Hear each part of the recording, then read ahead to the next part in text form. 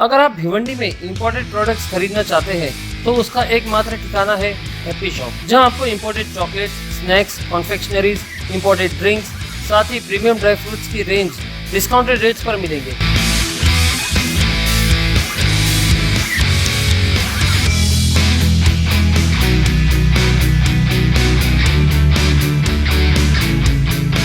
एक बार जरूर विजिट कीजिए हैप्पी शॉप और अपने शॉपिंग एक्सपीरियंस को बनाइए और भी बेहतर। At supreme petrol pump, Chavindra, Bhiwandi. Maharashtra के अकोला में 31 जुलाई को एनसीपी विधायक अमोल मिटकरी और उनकी कार पर एमएनएस कार्यकर्ताओं ने हमला बोला। अकोला के सरकारी गेस्ट हाउस में दोपहर को ये वारदात हुई। हमले के पीछे की वजह बताई जा रही है। अमोल मिटकरी ने एमएनएस प्रमुख राज ठाकरे को सुपारी बाज कह दिया था। उसके बाद से एमएनएस के कार्यकर्ता नाराज थे। मिटकरी का दावा ये है कि उन्हें अपनी जान बचाने के लिए कमरे का दरवाजा बंद करना पड़ा। पुलिस आरोपियों की तलाश में जुटी हुई है। वहीं एनसीपी कह रही है कि राज ठाकरे की इन्हीं आदतों की वजह से जनता ने उन्हें पूरी तरह से नकार दिया है। अब इस मामले पर सियासत तेज हो गई है।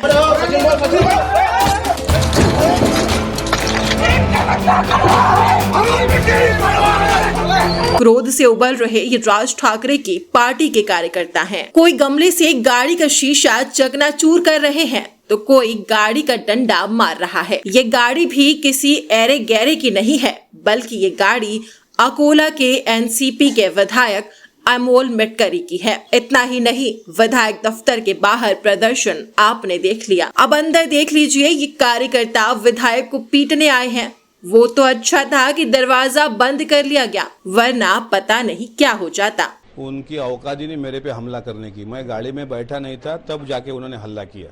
वो अगर मर्द की औलाद रहती थी तो सामने आके भिड़ते थे। 40-40 गुंडों की झुंड आ रही, मैं अकेला बैठा हूँ अंदर। मैं तो लोगों का काम करने के लिए आया 2 बजे। मैं तो अब तक घर पे था, आपके साथ बैठा हुआ। लेकिन इस टाइप का कोई गुंडागर्दी करता होगा, वो चाहते होंगे कि महायुति में हमारी ज़्यादा सीटें आएंगी ऐसा करने से, तो उनका वहम है। मैंने जो जवाब देना था मैंने दिया, लेकिन मुझे अकोला ज़िले की कोई कायदा सुव्यवस्था पे कोई दाग उठाए, कोई दाग लगे, ये मुझे करना नहीं था।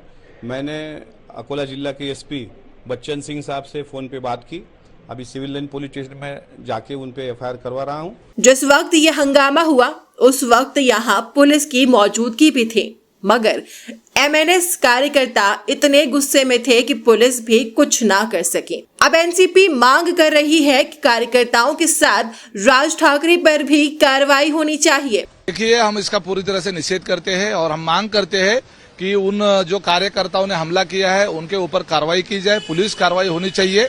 और हमारी दूसरी मांग ये है कि जिनके प्रोत्साहन से ये हमला हुआ है उन राज ठाकरे के ऊपर भी पुलिस कार्रवाई होनी चाहिए। राज ठाकरे के ऊपर पुलिस कार्रवाई इसलिए होनी चाहिए कि उनके कार्यकर्ता उनके कहने के मुताबिक ही काम करते हैं। इस पार्टी की जो संस्कृति उन्होंने बनाई है, राडा संस्कृति या माराधोड़ संस्कृति, इसकी वजह से ही राज ठाकरे की पार्टी को आज तक महाराष्ट्र में लोकतंत्र की इस चुनाव के इसमें उनको को नहीं मिलती है। लोगों को ये पसंद नहीं है। लोगों को क्या पसंद है ये एमएनएस को समझ में नहीं आता है। एनसीपी आरोप लगा रही है कि राज ठाकरे की इन्हीं हरकतों की वजह से जनता ने उन्हें नकार दिया है। राज ठाकरे बहुत अच्छा वक्ता है। उनके व्यक्तित्व का आकर्षण भी महाराष्ट्र के लोगों में है, लेकिन उनका जो काम करने का तरीका है, उनके अंडर जो काम करने वाले पूरे महाराष्ट्र में जो कार्यकर्ता है, वो कार्यकर्ता इस तरह की अगर संस्कृति जो है, ये राडा संस्कृति उनको पसंद नहीं है। आम आदमी को ये अच्छा नहीं लगता है। एनसीपी का आरोप है कि राज ठाकरे न्यूज में आने के लिए ऐसे स्टंटबाजी कराते हैं। महाराष्ट्र सरकार में मंत्री उदय सावंत भी हमले का विरोध तो कर रहे हैं, मगर साथ ही ये भी सलाह दे रहे हैं कि राजनीति में सोच समझकर बोलना चाहिए। उसका मैं जाहिर निषेध करता हूँ और राजनीति में बोलना ये भी व्यक्ति स्वतंत्र है, लेकिन कैसे बोलना चाहिए इसका भी अभी ट्रेनिंग कई लोगों को लेना चाहिए। 9:30 बजे से जो बदनामी और टीका शुरू हो जाती है उसका ही आदर्श बहुत लोगों ने लिया है। जो हमला हुआ है वो निषेधार्थ है और उसका मैं निषेध करता हूँ। बता दें कि अमोल मिटकरी ने राज ठाकरे को सुपारीबाज कहा था। इसके अलावा भी उन्होंने राज ठाकरे के खिलाफ कई टिप्पणी की थी।